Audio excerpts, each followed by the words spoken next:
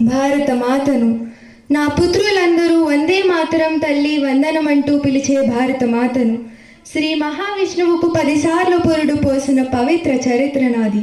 ఉత్తుంగా అణుంగా హిమాలయాలనై, అధంగా తరంగా గంగా నది మహానది అనేక నదుల సమావృతనై, సముద్రుత తేజోదీపికనై, అతులిత గణనీయ సమస్య గర్భ విరాజిత సమర సౌమ్య భావ ప్రతిభావిత మహాపురుష కోట్లకు తల్లినై, దుష్ట దుర్బల సంజాత మత అహంకార పూరిత వైరాగ్యులు చీల్చి చెండాడిన అనంత అప్రహిత శౌర్య ధైర్య వీరులకు జన్మనిచ్చిన వీరమాతనైన నేను విలపిస్తూ కన్న కొడుకుల కల్మష జీవనమును చూచి రోధిస్తున్నాను. ఒక్కడైనా కానరాడు మాతృమూర్తి పరువు నిలుపగా, ఒక్కడైనా కదలిరాడు జీవ చచ్చిన ప్రేతములై కన్న తల్లి కడుపు మంటను రగిలించే నవ భారతీయ పౌరులకు ఏమైంది నీ శౌర్యం? భగవద్గీతలోని భగవానుడు చెప్పిన అహింసా పరమో ధర్మ, ధర్మహింస తదైవచాలోని మొదటి వాక్యాన్ని నేర్చుకొని రెండవ వాక్యాన్ని మర్చిపోయిన నా జాతి, అర్జునుడు అభిమన్యుడు ఏకవిషాదివారము గండగొడ్డలి చేత పట్టి ఈ భూమి నెల్లను తిరిగి తిరిగి రుధిరధారలేరులై పారగా ఆ ధర్మరక్షణ చేసిన పరశురాముని పుత్రులారా, నీ శౌర్యం ఏమైంది?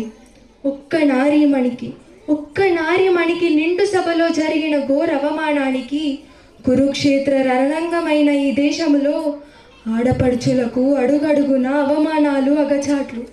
అయ్యో దుర్విధి!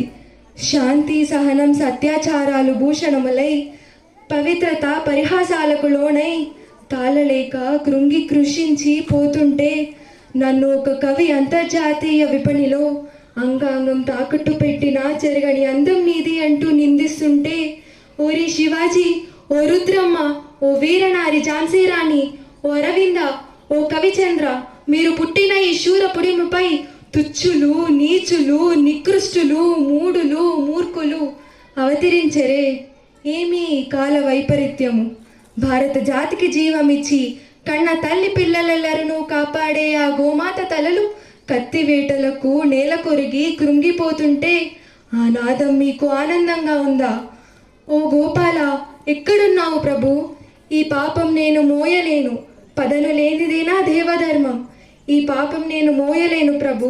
నా నవనాడుల్లో కృంగిపోతున్నాయి, నా హృదయంలో మంటలు చెలరేగుతున్నాయి.